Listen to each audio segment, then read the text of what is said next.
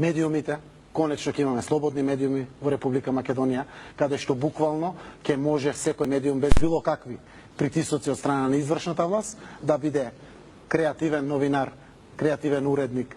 Ја начнавте темата со медиумите. На 1 декември дадовте на изјава дека најголеми ваши политички непријатели се 4 најголеми телевизии и весникот Дневник.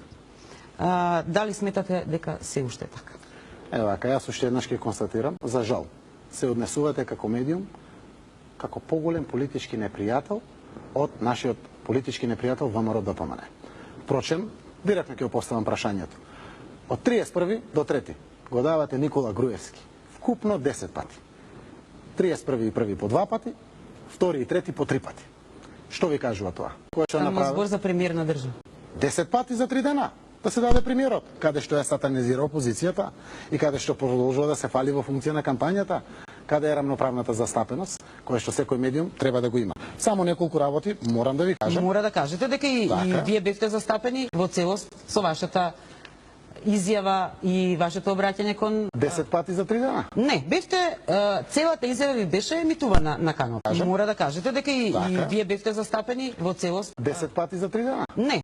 10 пати за 3 дена. Не. 10 пати за 3 дена.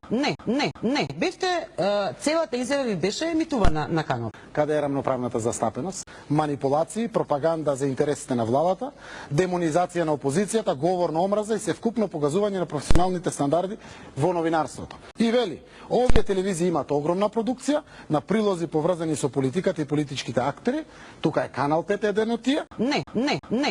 И вика, фактот што мнозинството од овие прилози или го фаворизираат ВМРО ДПМН, или го демонизираат СДСМ, или двете заедно, покажуваат високо ниво на агресивност. Не.